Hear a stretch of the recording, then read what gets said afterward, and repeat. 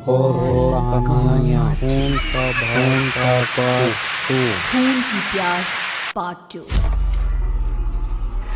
और उसके बाद वो जंगल एक बार फिर से सुमन की चीखों से गूंज उठा। लेकिन आज की रात सुमन की चीखों को सुनने वाला वहां पर कोई भी नहीं था। अगर वहां पर कोई मौजूद था तो बस हरिया, जो कि अब एक भेड़िए में बदल चुका था। सुमन के बालों को पकड़कर घसीटते हुए वो जंगल के बीचों बीच एक जगह पर ले जा रहा था। अगली सुबह गांव में। अरे भाई, पता नहीं क्या बात है, अपने गांव का हरिया किसान और उसकी पत्नी सुमन दोनों गायब हैं। दोनों का कोई अता पता नहीं। अरे कैसी बातें कर रहे हो भाई, ये कब हुआ है? अरे पूरे गांव में खबर फैली पड़ी है। कल रात को दोनों खेत की तरफ जा रहे थे, लेकिन लौटकर आए ही नहीं। तो हो सकता है अपने खेत पर होंगे। पूरा गांव ढूंढ कर आया है भाई। जानते हो क्या मिला वहां पर? क्या हुआ भाई? क्या मिला? बताओ हमें, क्या मिला? अरे हरिया की पत्नी सुमन के कपड़े पड़े हुए थे। शरीर का एक एक कपड़ा फटा हुआ झोपड़ी के बाहर पड़ा था, लेकिन दोनों पति पत्नी का कोई पता ठिकाना नहीं था। अरे भाई, लेकिन उसका जो दोस्त है ना रामू किसान, उससे पता करके आते हैं ना। अब तक तो दोनों साथ ही खेत पर जाया करते थे। हाँ, हमें उसके घर जाना चाहिए भाई। चलो चलो वहाँ चलते हैं, चलो। वो सारे लोग रामू के घर पर पहुंचते हैं। रामू अपने घर के बाहर बैठकर हुक्का पी रहा था। आज सारे के सारे लोग टोली बनाकर मेरे घर क्यों आ रहे हैं? क्या कोई मर गया क्या भाई? अरे कैसी बातें कर रहे हो? तुम्हारा सबसे अच्छा दोस्त हरिया और उसकी पत्नी गायब है और तुम यहाँ बैठकर हुक्का पिए जा रहे हो हैं? रामू ने अजीब सी नजरों से उन सब गांव वालों की तरफ देखा, जिसकी वजह से वो लोग एक बार के लिए डर गए। गायब है? अरे गायब नहीं है, मुक्ति मिल गई है। उन दोनों को मुक्ति मिली है। इस दुनिया में आकर हर इंसान पाप करता है और उसे उसके पापों के लिए मुक्ति मिलना बहुत जरूरी है। अरे ये कैसी बहकी बहकी बातें कर रहे हो भाई, हैं? और इसका चेहरा अजीब सा क्यों लग रहा है? लगता है दोस्त के मरने का गम बैठ गया है। पागल हो गया है शायद ये पागल। ये बात सुनते ही रामू चीख कर जोर से चिल्लाते हुए कहता है, पागल मैं नहीं हूँ, पागल तुम सब हो। और ये शैतानी जंगल अब तुम में से किसी को नहीं छोड़ने वाला, सबको खा जाएगा। याद रखना मेरी बात। शैतानी जंगल? कैसा शैतानी जंगल? लगता है रामू पागल हो चुका है। हमें यहाँ से चलना चाहिए भाई। चलो चलो चलो।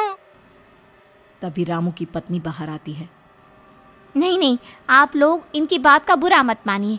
2 दिन पहले हरिया के साथ खेत पर गए थे। जब से वहाँ से आए हैं तब से ऐसी ही बातें कर रहे हैं। भगवान जाने ऐसा क्या देख लिया उन्होंने, खेत में कुछ भी बड़बड़ाते रहते हैं।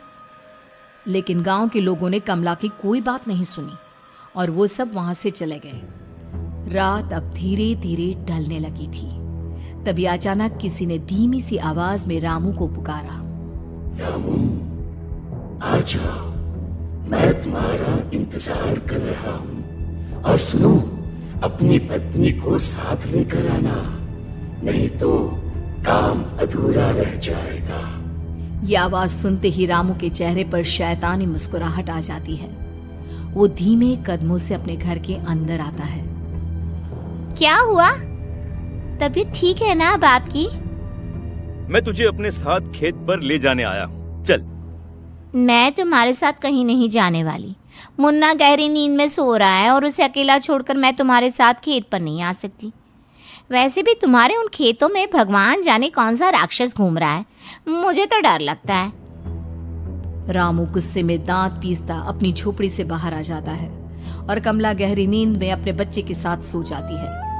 तभी अचानक रात को रामू की झोपड़ी के ऊपर एक साया वही गाना गुनगुनाते हुए घूमने लगता है जो हरिया के मोबाइल में बजा करता था।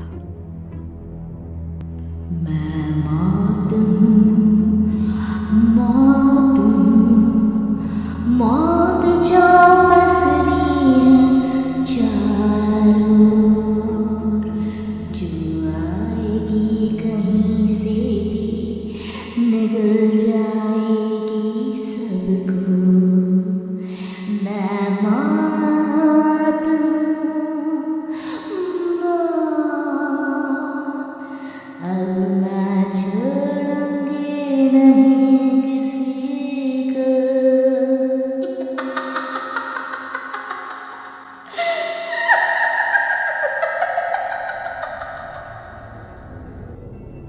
ये आवाज सुनकर रामू की पत्नी कमला की आंख खुलती है और वो देखती है कि उसका मुन्ना अपनी जगह से गायब था।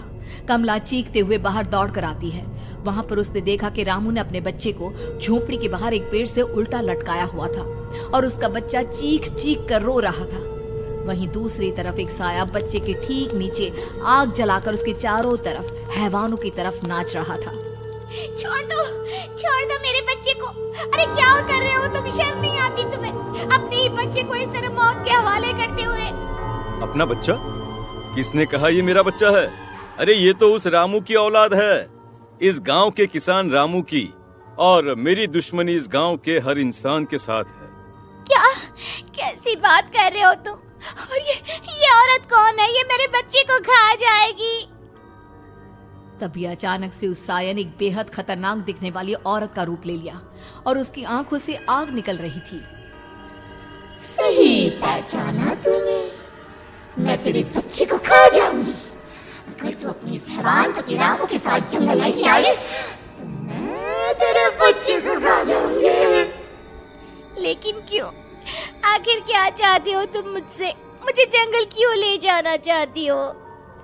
औरत बुरी तरह से ठहाके मार मार कर जोर जोर से हंसने लगी और साथ में रामू भी। ये तो तुझे वहाँ चलने के बाद ही पता चलेगा ना।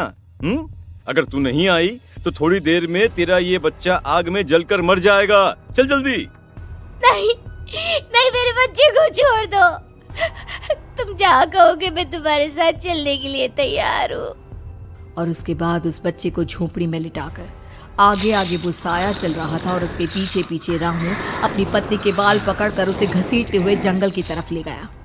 जंगल में जाने के बाद, कितनी खूबसूरत हो तुम। आज की रात बस तुम और मैं एक दूसरे के साथ रहेंगे। मुझे तुमसे बहुत डर लग रहा है। तुम्हें क्या हो गया है? तुम तो बिल्कुल ठीक थे। वो होगा जो हमारे बीच होना चाहिए। तो आओ अपने आप को मेरे हवाले कर दो। कमला ने डर की वजह से अपनी दोनों आंखें कसकर बंद कर ली थी। रामू ने बुरी तरह से चीख कर कमला से कहा, आंखें खोलो अपनी और मेरी तरफ देखो। कमला ने जैसे ही अपनी आंखें खोली उसने देखा कि रामू एक खतरनाक खूनी हैवान में बदल चुका था। कौन हो तुम? जाने दो मुझे। क्या चाहते हो मुझसे? वही जो एक आदमी एक औरत से चाहता है। मैं तुम्हारा पति रामू नहीं, बल्कि इस जंगल का एक भेड़िया हूँ, और आज की रात तुम्हारे खून से अपनी प्यास बुझा जाऊं। और उसके बाद वो जंगल कमला की दर्दनाक चीखों से गूंज उठा।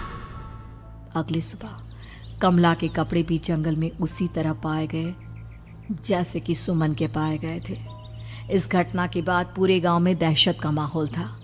अपने माँ बाप की मौत और गांव में हो रहे इस तरह की घटनाओं की खबर सुनकर किशन शहर से गांव लौट आया था। अपने माँ बाप की बेदर्द मौत की वजह से वो बहुत परेशान था। तभी अचानक उसे अपने घर में खाट के नीचे पड़ा हुआ वो मोबाइल फोन मिला जो उसने अपने पापा हरिया को गिफ्ट किया था। अरे कितने प्यार से पापा के लिए मोबाइल फोन लेकर आया था। इसे एक दिन भी काम में नहीं ले पाए। और आखिर कौन है जो गांव में इस तरह की हत्याएं कर रहा है? क्या है इन सब के पीछे? क्या है? मुझे पता करना ही होगा, वरना एक दिन पूरा का पूरा गांव खाली हो जाएगा। इस गांव में एक भी जिंदा इंसान नहीं बचेगा। गांव के लोगों की मदद करने के इरादे से किशन अपने गांव से दूर एक दूसरे गांव में बहुत बड़े तांत्रिक के पास मिलने के लिए गया। तांत्रिक बाबा, अब आप ही कुछ उपाय बता सकते हैं। भगवान जाने हमारे गांव को किसकी नजर लग गई है। नजर नहीं लगी है, किसी ने तुम्हारे गांव को बद्दुआ दी है। किसी सताई हुई आत्मा का प्रकोप है और अब वो पूरे गांव में किसी को नहीं छोड़ेगी जब तक उसकी आत्मा को शांति नहीं मिल जाती। अरे लेकिन ऐसा कौन है बाबा? किसकी आत्मा है और कैसे मिलेगी उसे शांति?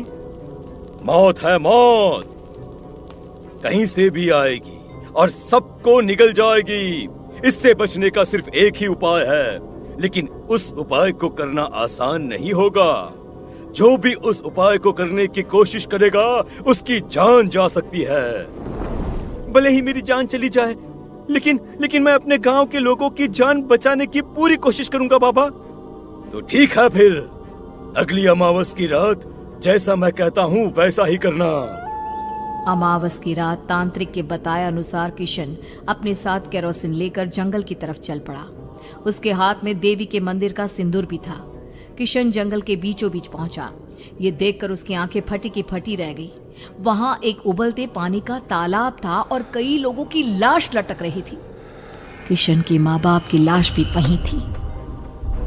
माँ, बापू, क्या हो गया? ये क्या हो गया? तभी वहां पर एक औरत और आदमी आते हैं। उन्हें देखकर किशन चौंक जाता है। गोपाल काका, आपकी तो 5 साल पहले मौत हो गई थी। और निर्मला काकी, आप? मौत तो हो गई थी, लेकिन तुम ये नहीं जानते कि हमारी मौत कैसे हुई थी। क्या कहना चाहते हैं आप? कुछ नहीं, बस ये जान लो कि अब इस गांव में कोई जिंदा नहीं बचेगा। लेकिन क्यों काकी? क्योंकि 5 साल पहले इन गांव वालों ने मुझे डायन बताकर पत्थर मार मार के मार डाला। मेरी कोई गलती नहीं थी। गांव का एक बच्चा क्या लापता हुआ, सारा इल्जाम मेरी पत्नी पे डाल दिया। और जब मैंने निर्मला की जान बचाने की कोशिश की तो मुझे भी मार डाला।